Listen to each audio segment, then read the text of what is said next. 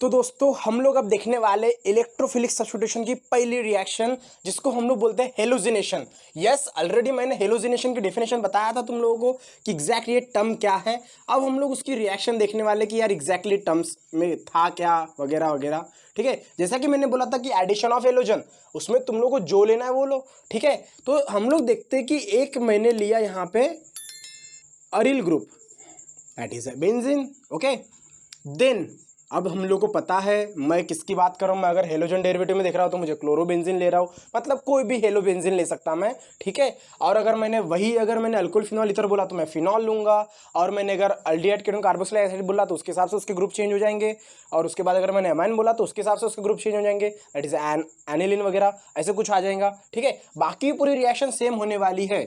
सो हम लोग को मालूम है, थोड़ा सा एक रिवाइज कर लेते कि ऑर्थो मेटा पैरा पोजिशंस क्या है। ठीक है, तो what is ortho Meta para positions. अगर मैं कोई बेंजीन रिंग अगर ले रहा हूं, ठीक है, बेंजीन रिंग अगर मैं ले रहा हूं तो जहां पे फंक्शनल ग्रुप अटैच है उसकी अपोजिट पोजीशन होती है पैरा पोजीशन।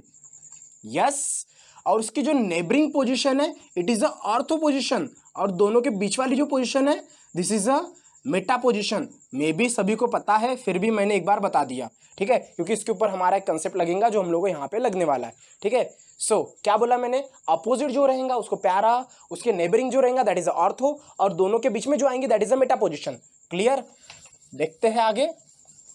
अब जैसे कि मुझे लगेगा यहाँ पे मैं ऑर्थो पे के हाइड्रोजन जो है उसको बाहर निकाल लेता हूँ, और उसके भी वैसे तो हर एक पोजीशन पे हाइड्रोजन होते हैं, हर एक कार्बन के साथ। बेंजीन रिंग का स्ट्रक्चर हम लोग को मालूम ही है कि हर एक कार्बन के साथ वहाँ पे हम लोग जो हाइड्रोजन मिलने ही वाला है। बट मैं ऑर्थो और पैरा के हाईलाइट इसलिए कर रहा हूँ क्योंकि हम लोग को रिप्लेस उसी को करना है। ठीक है, तो मैं ले लेता हूँ सिंपली Cl2।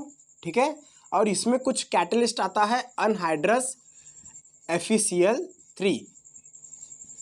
भाई कैटलिस्ट क्यों लेते हैं, सबसे बड़ा क्वेश्चन। भाई कैटलिस्ट ये वो बंदा है जो आग लगाता है। जनरली हम लोग को मालूम है जब झगड़े होते हैं तो झगड़े दो लोगों के कारण नहीं होता, कहीं ना कहीं तीसरा इन्वॉल्व रहता है, तब जाके झगड़े होते हैं। मतलब क्या कर रहा है, तीसरा आग लगाने की कोशिश कर रहा है, तभी तो जाके झगड़े बढ़ रहे हैं। Okay, that is a catalyst. वो झगड़ा करने वाला बंदा है, उसी को हम लोग क्या बोलते हैं कि वो कैटलिस्ट है। और वैसा ही ये है कि ये जब बेचारे दोनों साथ में ऐसे थे तो झगड़े नहीं कर रहे थे, बट जैसे FeCl3 अटैक करा यानी आया तो उसने बोला कि नहीं यार भाई ये उसकी मम्मी की गाली दे रहा था, है ना, बचपन में तो करा है ऐसा बहुत लोगों ने। तो उस हिसाब से फिर उसके साथ वो रिएक्शन करने की कोशिश कर रहा है। ठीक है, तो देखते हैं हम लोग आगे। अब सिंपली क्या होगा, यहाँ पे दो पॉसिबिलिटीज। ओके, ये टर्म्स को मैं एक्सप्लेन करने वाला हूँ।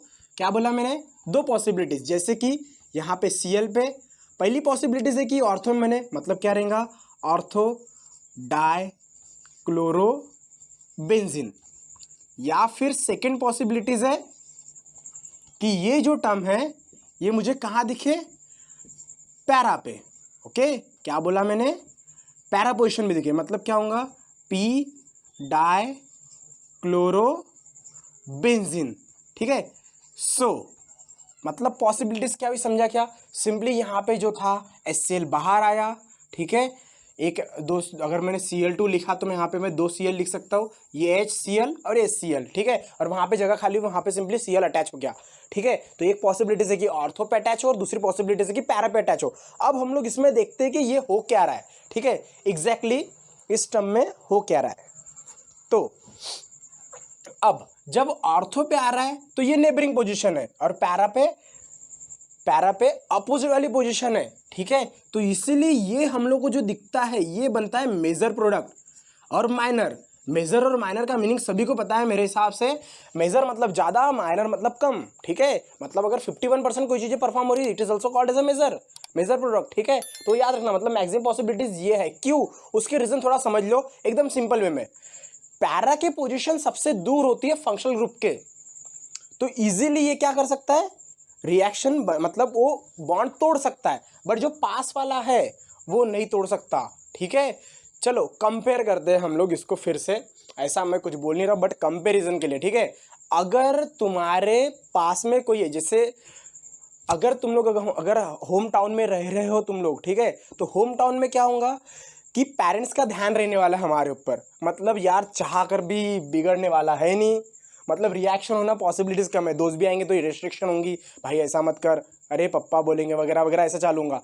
बट वही अगर मैंने हॉस्टलर की वगैरह बात करा है, ऐसा कुछ बोला, यस संभलने वाले तो समझेंगे, बट इनको मालूम है कि यार कौन दे रहा है ध्यान, ओके, तो थोड़ा सा ये बिगड़ने की तरफ कोशिश करेंगे तो जल्दी रिएक्ट करेंगे, ठीक है। या फिर एक हम लोग ये भी बोल सकते हैं कि पैम्पराइज अगर है तो वो तरक्की थोड़ा सोच सोच के करेगा, बट अगर पैम्पराइज नहीं है तो खुल के अपना दिमाग का यूज़ करेगा और तरक्की पे जाएगा, मतलब मेजर प्रोडक्ट बना सकता है, ठीक है। तो उस हिसाब से तुम लोग ये सोच सकते हो। तो ये था हेलुसिनेशन रिएक्शन।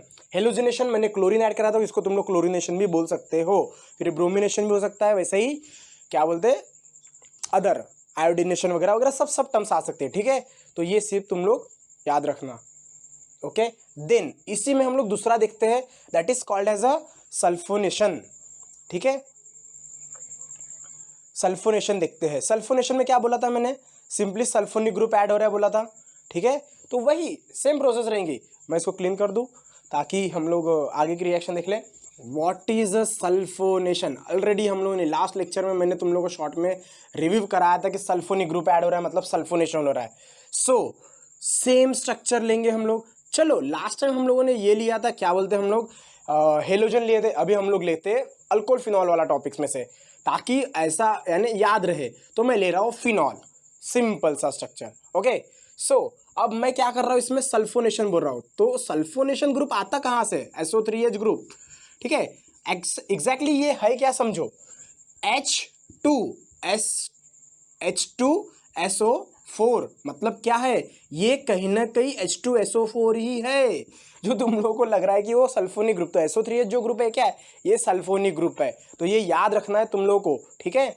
तो क्या किया सिंपली मैंने, इसके साथ मुझे ट्रीट करना है, अगेन वही कंसेप्ट, वही चीजें बोलूंगा मैं जो आती है हर बार के जैसा, ठीक है। क्या रहेगा, अगर मैंने बोला तो जैसे कि यहाँ पे एक और यहाँ पे एक, अगेन वही पॉसिबिलिटीज, एक ऑर्थो वाली पॉसिबिलिटीज, ठीक है। और ऑर्थो बनेगा माइनर प्रोडक्ट, क्यों मैंने बताया था उसके रीजन। तो क्या हुआ, यहाँ का जो हाइड्रोजन है ये H2 बनाएगा, या इधर का भी हाइड्रोजन H2 बनाएगा, और वहाँ पे सिंपली अटैच क्या हो जाएगा, SO3H, और यहाँ पे अटैच हो जाएगा OH, ठीक है। क्या लिखा मैंने समझा, ओके।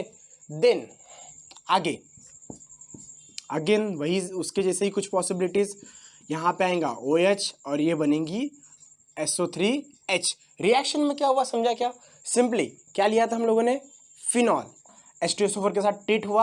अब अगेन क्या है ये, वही फिनॉल, हाँ सल्फोनिक के साथ एक है, जैसे ऑर्थो पोजिशन है तो इसको हम लोग बोलते हैं सल्फोनिक एसिड, ये आगे नहीं लगता है, ये पीछे लगता है। तो ये थोड़े से नाम में याद रखना ताकि तुम लोग को आगे जाके कंफ्यूजन ना हो। और इधर ये बनेगा कुछ प्यारा फिनॉल सल्फोनिक एसिड, ठीक है। तो सेम वे में हम लोग बोल सकते हैं कि यही है, इसी हिसाब से हम लोग नाइट्रेशन भी ले सकते हैं।